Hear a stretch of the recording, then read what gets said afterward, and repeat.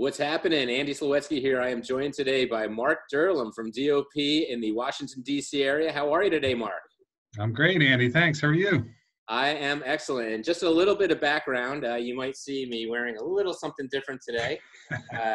Mark is Mark has the honor of being the person who hired me into this industry after we were both Maryland Terrapins. And I got a little treat here, Mark. I dug out an old chestnut. Oh, nice. I still have mine too. Awesome. Yeah, worked at ADS Packs for Lee Weinstein.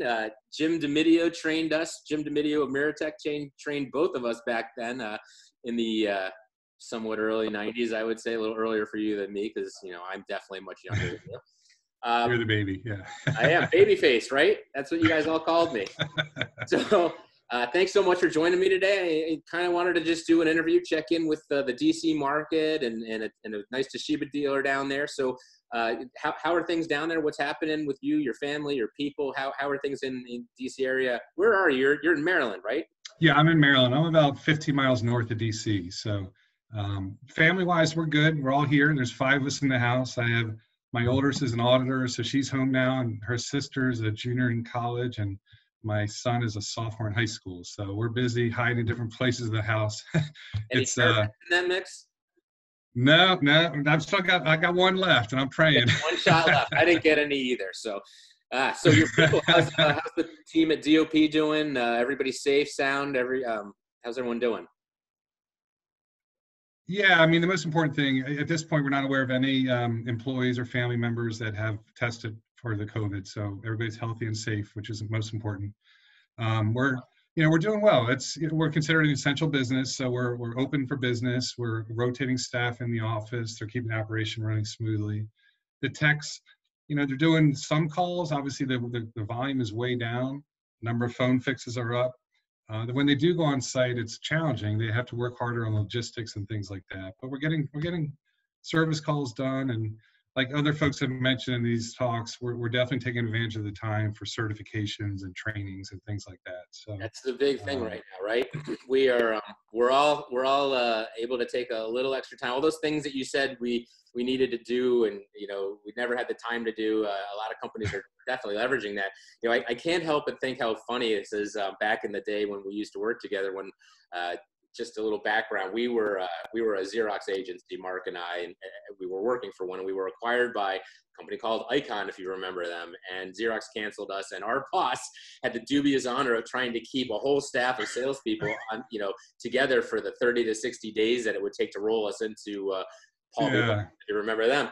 And so, they were coming up with all sorts of things. They brought us down to, what was it, Richmond and copy. We went to Richmond. We did a week-long field trip. Yeah, it was also the middle of summer and prime golfing season. So yeah, but we made it. We may have done some of that too, unofficially or allegedly, perhaps. But we spent a week in Richmond, so that was good. Trying to keep us busy, trying to keep our plates full when we couldn't sell, and it's sort of a similar situation to now. We didn't have the internet really to the level that we have now. Remember, we did have one computer with AOL on it back then, and dial-up and all that. How far we've come, right? So back to what you were talking about, going to visit customers. What's it like for the techs? Are they? I'm sure there's hand sanitizers. What's the procedure? Are they wiping things down? Are they face masks or just a plastic mask or it's all the above. In general, it's mask and gloves every time. Yeah.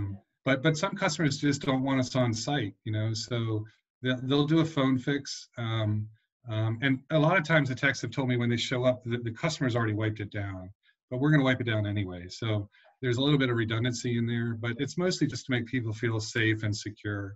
And it's interesting.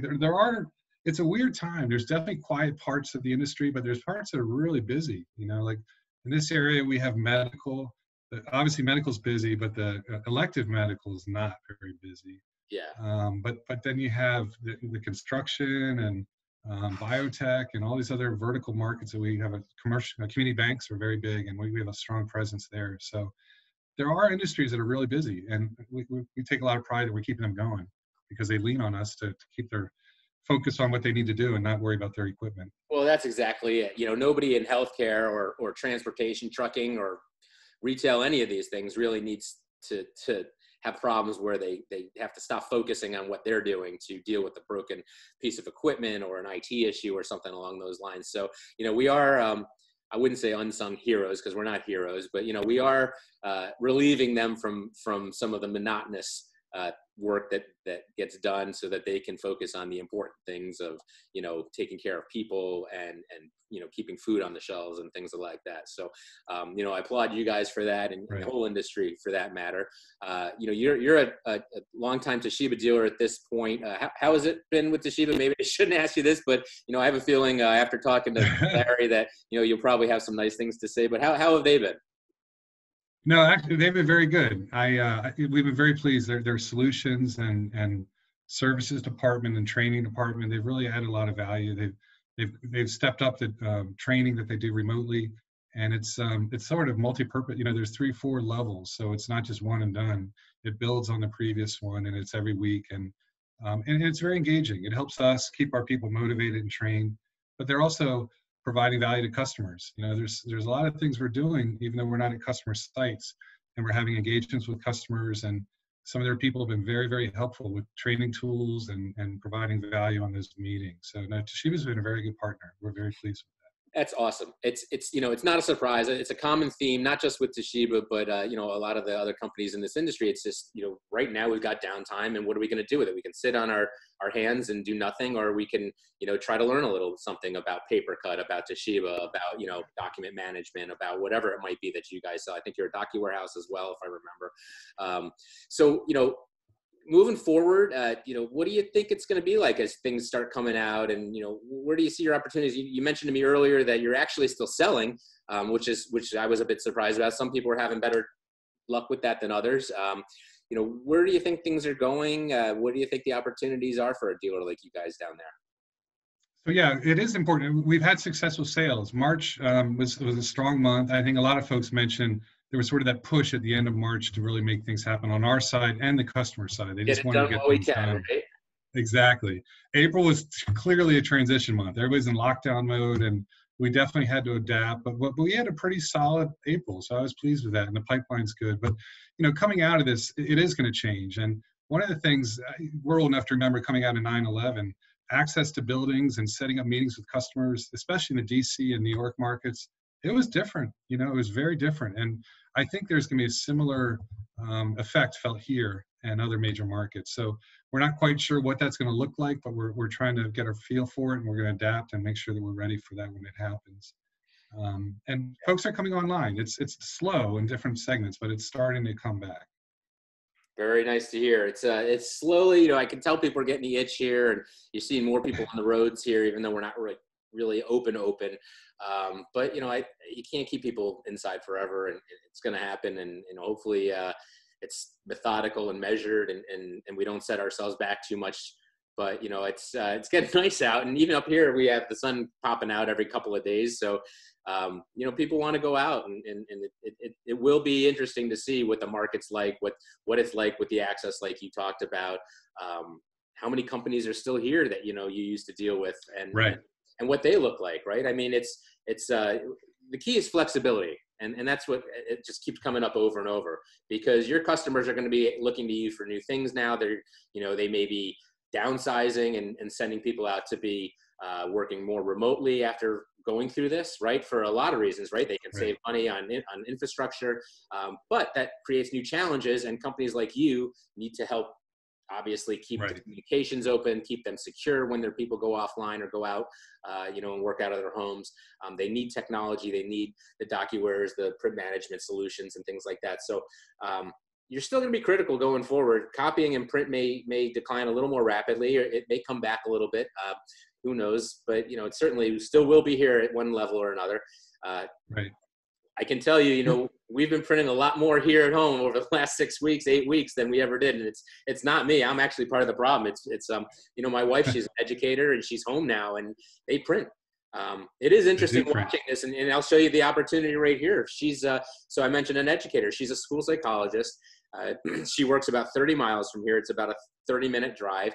And so far during this pandemic, 3 times she's had to get in the car, 4 times now, get in the car, drive physically to her office, and several times get a box of her documents, or literally sit in the parking lot to get online on her Wi-Fi so that she could gain access to her network, because they never set up for weekend access and access from your home at night. They figured, why would you need that? You get your files. So now when they go back, I can guarantee you that if somebody's smart, they'll go in and sit down with the IT people at this school and every school and say, did you have people sitting outside your school? Did they, have to drive? She can't get anything unless and the schools are locked. She can't get in there. So, it's a challenge. And so she has to make plans. She has to make appointments to go in and get documents when she needs them. And by the way, I mentioned that 30-mile drive, that's each way. So she's got to drive 60 miles to go get paperwork. And that's one person, one story. Yeah, there's so many stories. And we've had multiple. Yeah, she needs IT access. She needs all sorts of stuff. Yeah, we've had multiple, we've always talked about it, but now we're getting customers like, hey, remember a while back you mentioned something about access to critical records, and those conversations, some of the projects are being dusted off, but the conversations are much more active, and people are interested and much more engaged. Now. They're critical. Yeah. If one thing has really shown it's how important it is knock wood, as long as the internet infrastructure it's here, it's the cloud, right? Because if it's all in the cloud, it doesn't matter where you are. Just log in and you're fine. Everything's exactly the way you left it. It's your office, it's your home office, on vacation. Everything is exactly where you need it. Your security is just the same wherever you are. It's going to move things along a lot more quickly, I think. Yeah. Yeah, we've had an extra effort on reaching out to customers and just listening what their challenges are. They're different today than they were 2 months ago. And we have to be aware of what they are and understand it and be able to add some value. So there's a full spectrum of where their challenges are. But, in this industry, we have solutions in every different aspect of that. But it's hearing the customer and being able to relate to them and have them understand that we know what their problems are. You couldn't say it better. Anything that we were talking about 6 months ago as being important, it's out the window. Whatever was like a critical thing for a dealer at that time is just completely irrelevant. Right now, it's all about, all hands on deck. How am I going to get through this month, next month? How am I going to support my customers? How are we all going to get through this? Once we get to that point, we can get back to some level of normalcy, which is, geez, I didn't sell as much this month as last month, or what's my growth rate going to be, and how many reps do I have, and I need to hire. Right now, everybody is just hanging on for dear life and just trying to get through this. And it sounds like you guys are actually doing very well, which is great to hear, especially since I've known you for so long, and literally you did give me my start in this industry. My dad might argue that. I give you street cred. And I could say you would be very successful had you. Yeah, had you stayed in sales, you would have been very successful, but this other opportunity. Street cred, and by the way, you took a shot at and hired me. My dad wouldn't, so that was the funny part. I had to convince Lee Weinstein for that, so it was a team effort. It was a sales goal all around, and then I just bugged the hell out of him until he hired me, so, right? So, well, thanks so much for taking the time to do this with me, Mark. One last chance, one last shout out. Anyone you want to say hello to, or any last message to people? So again, I mentioned Toshiba. They've been very good. They've been very good partners, and we appreciate everything they've done. I like what you've done, just kind of making folks aware. And maybe just for the general benefit of the dealer community, this is really our time to shine because we're local. We live in the communities. These are folks that we live and work with every day. And most of the dealers out there have a charity that they support or a different organization that they're advocating for. And there's sort of this triple whammy. So one, there's limited resources. They don't have the folks that they need to. The big donors are being called by a lot of other people. There's a huge increase in demand.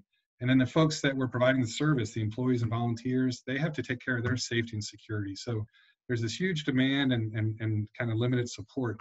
So I just encourage all the dealers to keep doing that, whoever they've been sponsoring in the past, and hopefully others will do that. But I think that shows real value of the independent dealer and that we're committed to the neighborhood and the communities that we live in. And I think that's really important now as it ever was. So that'd be my shout out to the general industry. Well, a great message. And, the fact that you guys are sucking it up and haven't had to furlough anyone or lay anyone off. And it's just, you're hanging in there and you're doing very well. You're a great example to the mid and small size dealers out there, and there are tons of them.